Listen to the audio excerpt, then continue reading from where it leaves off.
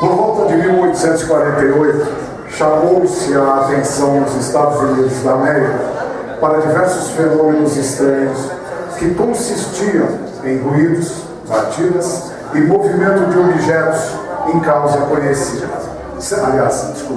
Sem causa conhecida.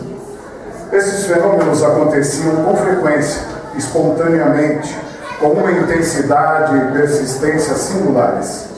Mas notou-se também que ocorriam particularmente sob a influência de certas pessoas, às quais se deu o nome de médiuns, que podiam, de certa forma, provocá-los à vontade, o que permitiu repetir as experiências. Para isso, usaram-se sobretudo mesas, não que este objeto seja mais favorável que um outro, mas somente porque ele é móvel e mais cômodo, e porque é mais fácil e natural de sentar-se em volta de uma mesa, a rotação da mesa. Depois, movimentos em todos os sentidos, saltos, reversões, flutuações, golpes, dados com violência e etc. O fenômeno foi designado a princípio com o nome de mesa dos girantes, que todo mundo já ouviu falar, ou dança das mesas. Até então, o fenômeno podia explicar-se perfeitamente por uma corrente elétrica ou magnética, ou pela ação de um fluido desconhecido. E esta foi, aliás, a primeira opinião formada. Mas não se demorou a reconhecer nesses fenômenos efeitos inteligentes. Assim, o movimento obedecia à vontade. A mesa ia para a direita ou para a esquerda, em direção a uma pessoa designada. Ficava sobre um ou dois pés, sob comando. Batia no chão o número de vezes pedido, batia regularmente e etc. Ficou então evidente que a causa não era puramente física, a partir do axioma. Se todo efeito tem uma causa, todo efeito inteligente deve ter uma causa inteligente. Concluiu-se que a causa deste fenômeno devia ser uma inteligência. Qual era a natureza dessa inteligência? Essa era a questão. A primeira ideia foi que podia ser um reflexo da inteligência do médium ou dos assistentes. Porque naquela época todo mundo assistia a essas sessões das mesas girantes, né? Mas a experiência demonstrou logo a impossibilidade disso. Porque se obtiveram coisas completamente fora do pensamento e do conhecimento das pessoas presentes, e até em contradição com suas ideias, vontade e desejo. Ela só podia, então, pertencer a um ser invisível. O meio de certificar-se era bem simples. Bastava iniciar uma conversa com essa entidade, o que foi feito por meio de um número convencional de batidas, significando sim ou não, ou designando as letras do alfabeto. Obtiveram-se dessa forma respostas para as diversas questões que se lhe dirigiam. O fenômeno foi designado pelo nome de mesas falantes. Todos os seres que se comunicaram dessa forma, interrogados sobre sua natureza, declararam ser espíritos e pertencer ao mundo invisível. Como se tratava de efeitos produzidos em um grande número de localidades, pela intervenção de pessoas diferentes e observados por homens muito sérios e esclarecidos, não era possível que fossem joguete de uma ilusão. Da América, esse fenômeno passou para a França, o resto da Europa e o resto da Europa, onde durante alguns anos as mesas girantes e falantes foram à moda e se tornaram o divertimento dos salões. A coisa era mais séria do que todos pensavam. Pensavam que era uma brincadeira, porém, depois, quando as pessoas se cansaram, deixaram-nas de lado para passar a outra distração. O fenômeno não tardou a se apresentar sob um novo aspecto, que o fez sair do domínio da simples curiosidade. Os limites desse resumo não nos permitindo, aliás, Os limites deste resumo não nos permitindo segui-lo em todas as suas fases, nós passamos sem transição ao que ele oferece de mais característico, ao que fixa, sobretudo, a atenção das pessoas sérias. Dizemos inicialmente que a realidade do fenômeno encontrou numerosos contraditores, uns sem levar em conta o desinteresse e a honradez dos experimentadores. Não viram mais que hábil jogo de escamoteação. Os que não admitem nada fora da matéria, que só acreditam no mundo visível, que acham que tudo morre com o corpo, os materialistas. Em uma palavra, os que se classificam de espíritos fortes rejeitaram a existência dos espíritos invisíveis para o campo das fábulas absurdas. Taxaram de loucos os que levavam a coisa a sério e os cumularam de sarcasmos e zombarias. Outros, não podendo negar os fatos e sob o império de certas ideias, atribuíram esses fenômenos à influência exclusiva do diabo e procuraram por esse meio assustar os tímidos. Hoje ainda existe isso. Mas hoje o medo, essa é a minha opinião, mas hoje o medo do diabo perdeu singularmente seu prestígio. Isso em 1841. Falaram tanto dele, pintaram de tantos modos que as pessoas se familiarizaram com essa ideia e muitos acharam que era preciso aproveitar a ocasião para ver o que ele é realmente. Resultou que à parte, um pequeno número de mulheres timoratas o anunciou da chegada do verdadeiro diabo. Tinha algo de picante para aqueles que só o tinham visto em quadros ou no teatro. Ele foi para muita gente um poderoso estimulante, de modo que os que quiseram levantar por esse meio uma barreira às novas ideias agiram contra o seu próprio objetivo e tornaram-se, sem o querer, agentes propagadores tanto mais eficazes quanto mais forte gritavam. É bem assim, quando nós temos uma ideia negativa sobre alguma novidade, porque nós nunca estamos preparados a algumas novidades, tá? Você rejeita, você repugna, tá? E isso colabora para que outras pessoas queiram descobrir, queiram conhecer o que acontece no meio espírita, ou em qualquer religião. Só que o espiritismo não é uma religião, é uma filosofia. Os outros críticos não tiveram sucesso maior porque os fatos constatados com raciocínios categóricos só puderam opor denegações. Lede o que eles publicaram e em toda parte encontrareis prova da ignorância e da falta de observação séria dos fatos. E em nenhuma parte uma demonstração peremptória de sua impossibilidade. Toda a sua argumentação resume-se assim: eu não acredito. Eu não acredito, então não existe. Todos os que acreditam são loucos e somente nós temos o privilégio da razão e do bom senso. O número dos adeptos feitos pela crítica séria ou burlesca é incalculável, porque todas elas apenas se encontram opiniões pessoais, vazias de provas contrárias. Continuemos nossa exposição. As comunicações combatidas eram lentas e incompletas. Reconheceu-se que, adaptando um lápis a um objeto móvel, cesta, prancheta ou outro, sobre os quais se colocavam os dedos, esse objeto se colocava em movimento e traçava caracteres. Mais tarde reconheceu-se que esses objetos eram tão somente acessórios que podiam ser dispensados. A experiência demonstrou que o espírito que agia sobre um corpo inerte, dirigindo-o à vontade, pode agir da mesma forma sobre o braço ou a mão para conduzir o lápis. Tivemos então médiuns e escritores, ou seja, pessoas que escreviam de modo involuntário sob o impulso dos espíritos, dos quais poderiam ser instrumentos e intérpretes. A partir daí as comunicações não tiveram mais limites e a troca de pensamentos pode-se fazer com tanta rapidez e desenvolvimento quanto entre os livros. O pensamento é mais rápido, ele é mais veloz do que a luz.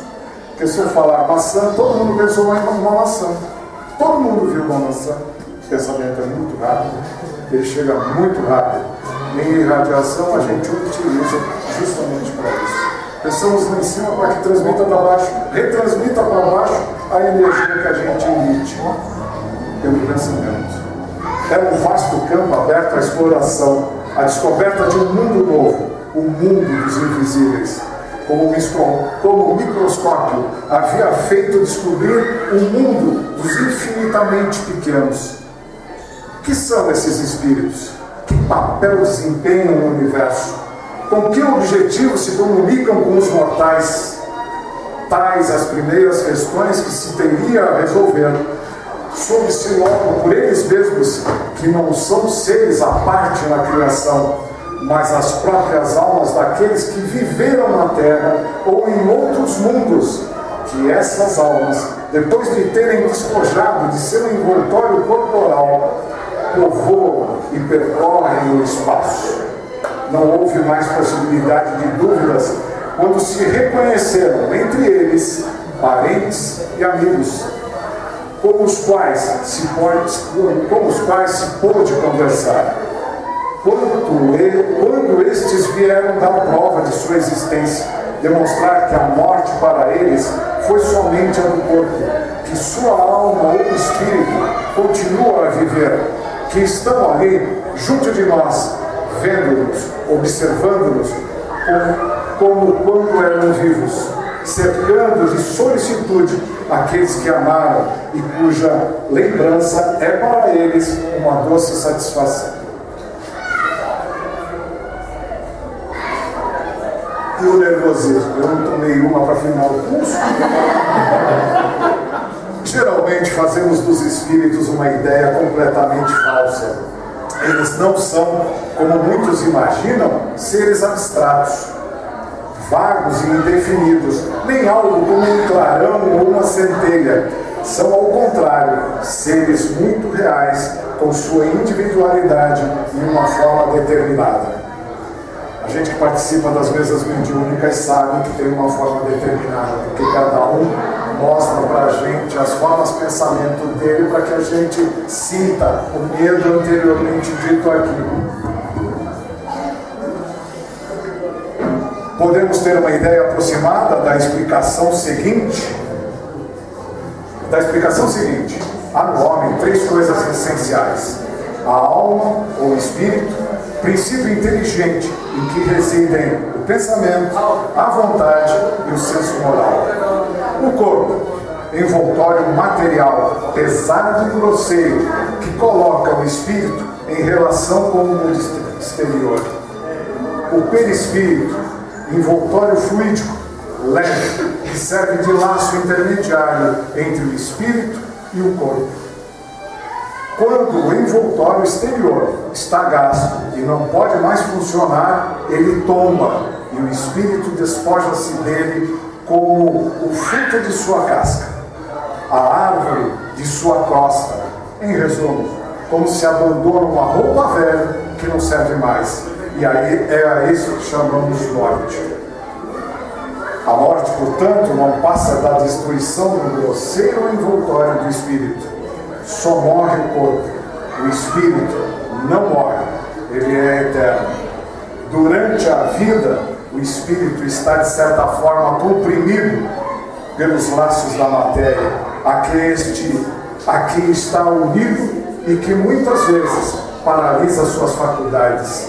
A morte do corpo desembaraça-o de seus laços. Ele se liberta e recupera sua liberdade, como a borboleta saindo de sua crisálida.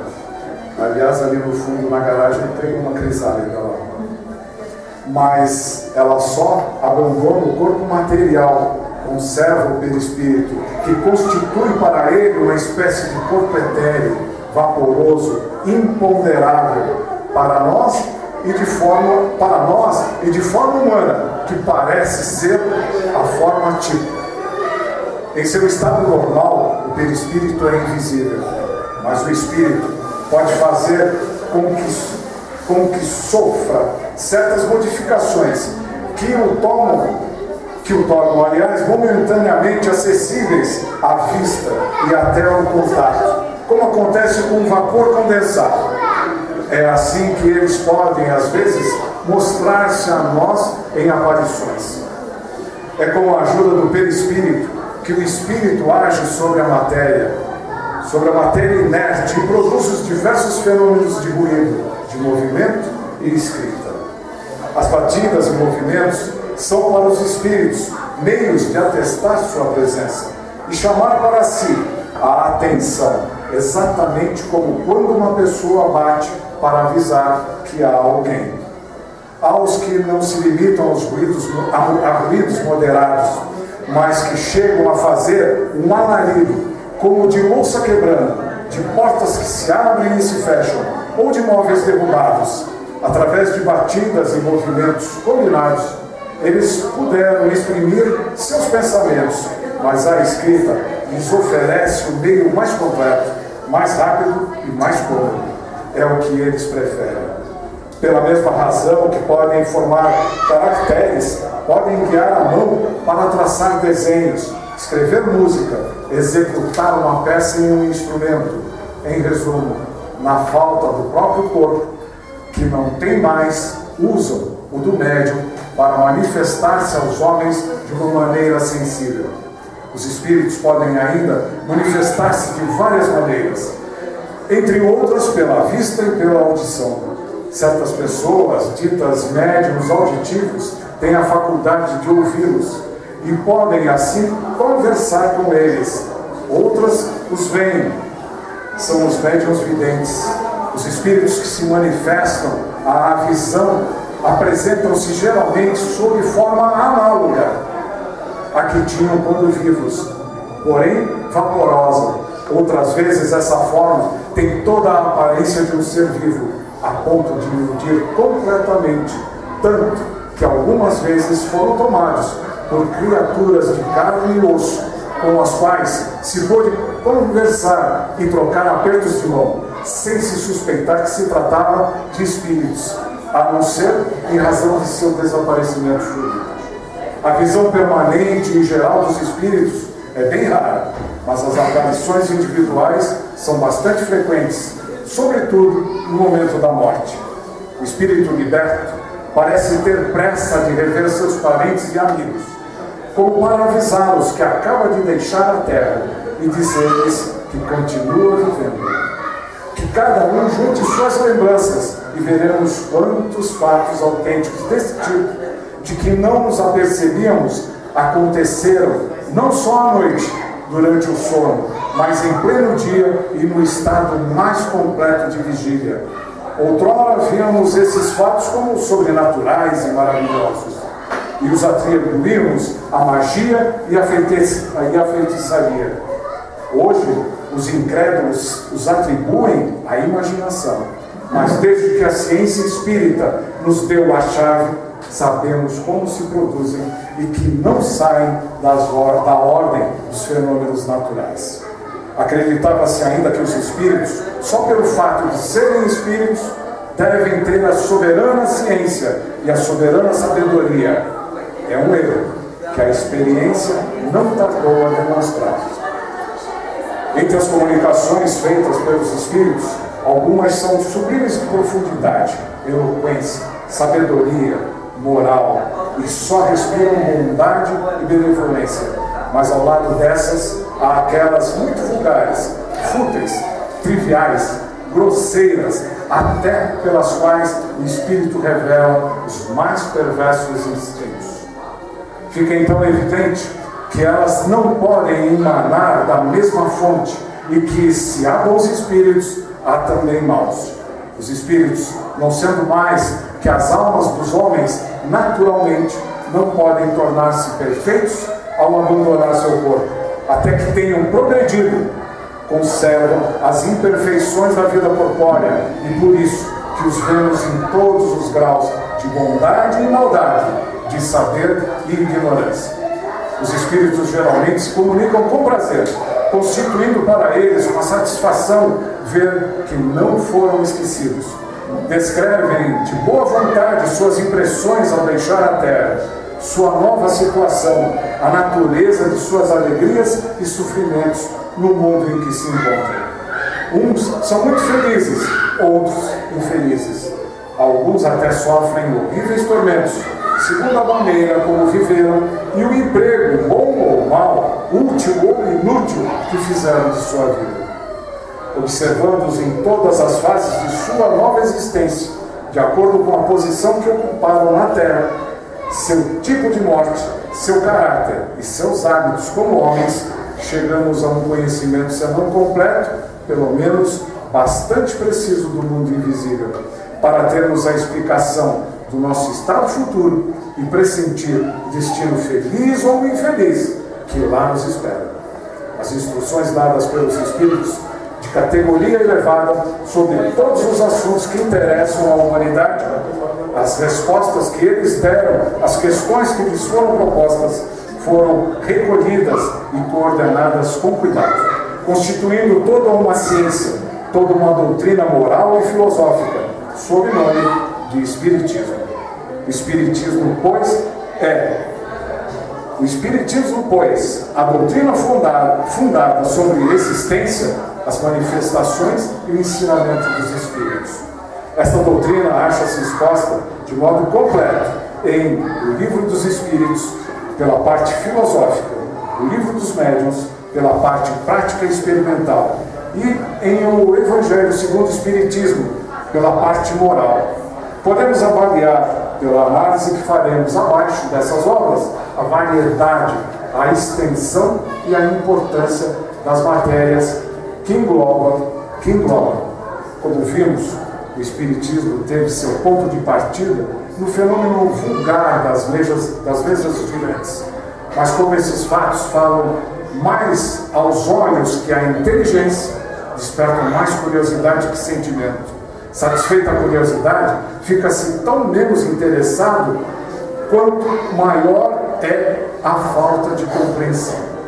A situação mudou quando a teoria veio explicar a causa, sobretudo quando se viu que essas mesas girantes com as quais as pessoas se divertiam há algum tempo, saía toda uma doutrina moral que fala à alma, dissipando as angústias da dúvida, satisfazendo a todas as aspirações deixadas no vácuo por um ensinamento incompleto sobre o futuro da humanidade.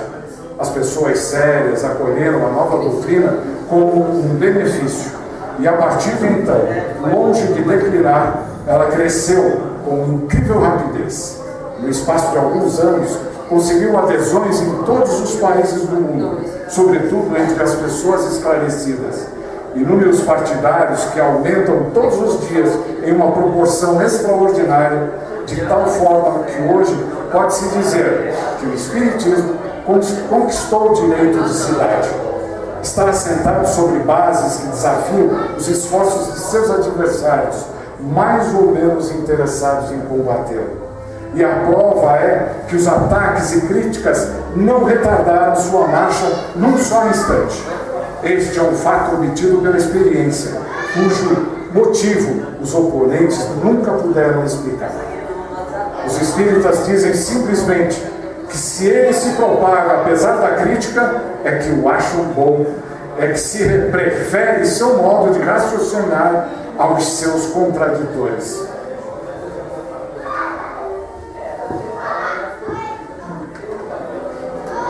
O Espiritismo, entretanto, não é uma descoberta moderna. Os fatos e princípios sobre os quais ele repousa perderam-se na noite dos tempos, pois encontramos seus vestígios nas crenças de todos os povos, em todas as religiões, na maior parte dos escritores sagrados e profanos. Só que os fatos, não completamente observados, foram muitas vezes interpretados segundo as ideias supersticiosas da ignorância. E não foram deduzidas todas as consequências. Com efeito, o Espiritismo está fundado sobre a existência dos espíritos, mas os espíritos não sendo mais que as almas dos homens, desde que há homens, há espíritos. O Espiritismo nem os descobriu, nem os inventou. Se as almas ou espíritos podem manifestar-se aos vivos, é que isso é natural e, portanto, eles devem tê-lo feito em todos os tempos. Assim, em qualquer época, em qualquer lugar, encontramos a prova dessas manifestações, abundantes, sobretudo nos relatos bíblicos. O que é moderno é a explicação lógica dos fatos, o conhecimento mais completo da natureza dos espíritos, do seu papel e seu modo de ação, a revelação de nosso estado futuro, enfim, sua constituição em corpo de ciência e de doutrina e suas diversas aplicações. Os antigos conheciam o princípio, os modernos conhecem os detalhes. Na antiguidade, o estudo desses fenômenos constituía privilégio de certas castas, que só os revelavam aos iniciados em seus mistérios. Na Idade Média, os que se ocupavam ostensivamente com isso eram tidos como feiticeiros e por isso queimados. Mas hoje não há mistérios para ninguém, não se queima mais ninguém. Tudo se passa claramente e todo mundo pode esclarecer-se e praticá-lo, pois há médiuns em toda parte.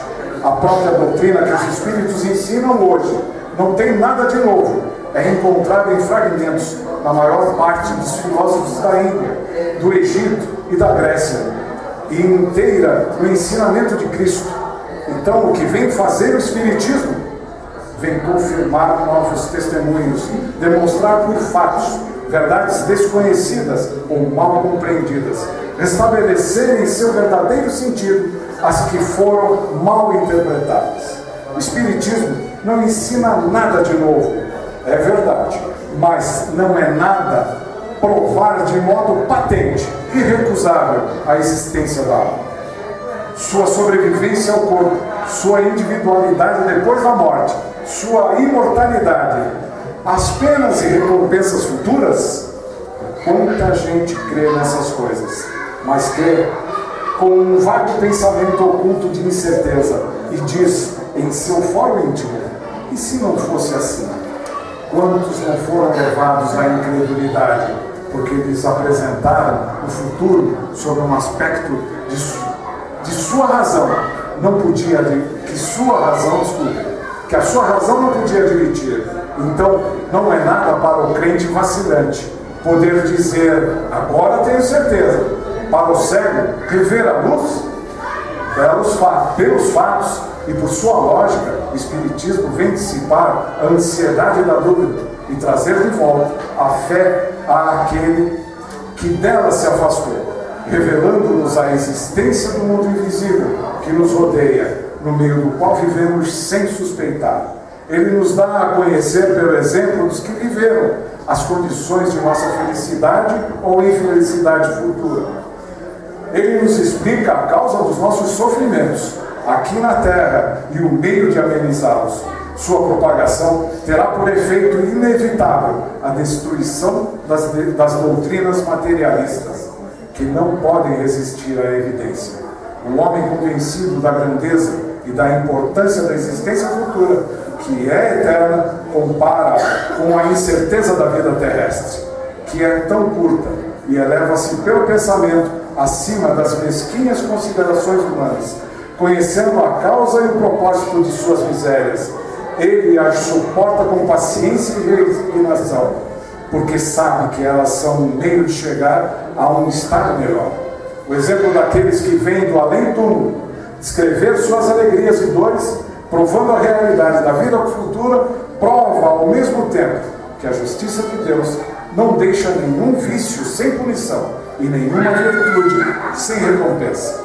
Acrescentemos finalmente que as comunicações com os seres queridos que perdemos acarretam uma doce consolação, provando não só que eles existem, mas que estamos menos separados deles que se estivessem vivos num país, como se estivessem vivos em um país diferente. Em resumo, o Espiritismo suaviza a amargura das tristezas da vida, acalma os desesperos e as agitações da alma, dissipa as incertezas ou os temores do futuro, elimina o pensamento de abreviar a vida pelo suicídio, da mesma forma como torna felizes os que aderem a ele. E está aí o grande segredo de sua rápida propagação. Do ponto de vista religioso, o Espiritismo tem por base as verdades fundamentais de todas as religiões: Deus, a alma, a imortalidade, as penas e as recompensas futuras, mas ele é independente de qualquer culto particular. Seu objetivo é provar aos que negam ou duvidam que a alma existe, que ela sobrevive ao corpo, que ela sofre depois da morte as consequências do bem e do mal que fez durante a vida corpórea. Ora, isto é de todas as religiões, como crença nos espíritos é igualmente de todas as religiões dos cultos. É isso mesmo. Assim como é de todos os povos, visto que onde há homens, há almas ou espíritos, que as manifestações são de todos os tempos, cujos relatos se encontram em todas as religiões, sem exceção. Pode-se, pois, ser católico, grego ou romano, protestante, judeu ou muçulmano, e crer nas manifestações dos espíritos, e por conseguinte, ser espírita.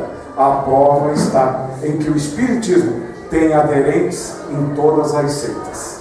Como moral, ele é essencialmente cristão, pois a que ensina não é senão o desenvolvimento e aplicação da do Cristo, a mais pura de todas e cuja superioridade não é contestada por ninguém. Prova evidente de que ela é a lei de Deus. Ora, a moral é para uso de toda a gente. O Espiritismo, sendo independente de toda forma de culto, não prescreve nenhum, e por não se ocupar com dogmas particulares, não é uma religião especial, pois ele não tem nem seus padres, nem seus templos. Aos que lhe perguntam se fazem bem em seguir tal ou tal prática, ele responde: se credes que vossa consciência o solicita a fazê-lo, fazei-o. Deus leva sempre em conta a intenção. Em uma palavra, ele não se impõe a ninguém, ele não se dirige aos que têm fé e aos quais essa fé basta, mas à numerosa categoria dos incertos e dos incrédulos. Ele não os tira da igreja, pois eles já estão dela separados moralmente, em tudo ou em parte. Ele os leva a percorrer os três quartos do caminho, para a ela voltar. Cabe a ela fazer o resto. O Espiritismo combate, é verdade, certas crenças, tais como a eternidade das penas, o fogo material do inferno, a personalidade do diabo e etc. Mas não é certo que essas crenças, impostas como absolutas, hão feito incrédulos em todos os tempos. Os que fazem ainda todos os dias. Se o Espiritismo, dando destes e de outros dogmas uma interpretação racional, reconduzindo a fé àqueles que dela desertam, não presta a ele serviço à religião? A esse propósito, um venerável eclesiástico disse: o Espiritismo faz crer em alguma coisa. Ora, é melhor crer em alguma coisa do que em nada crer. Não sendo os espíritos senão as almas, não se pode negar o espírito sem negar a alma. Admitindo-se as almas ou espíritos, a questão reduzida à sua mais simples expressão é essa: as almas dos que morreram podem se comunicar com os vivos? O Espiritismo prova afirmativa por fatos materiais. Que prova pode-se dar de que isso não é possível? Se é, todas as negações do mundo não impedirão que seja, pois não é nenhum sistema, nenhuma teoria, mas uma lei da natureza. Ora, contra as leis da natureza, a vontade do homem é impotente. É preciso bom grado. Mau grado de aceitar as consequências e a elas conformar suas crenças e seus atos.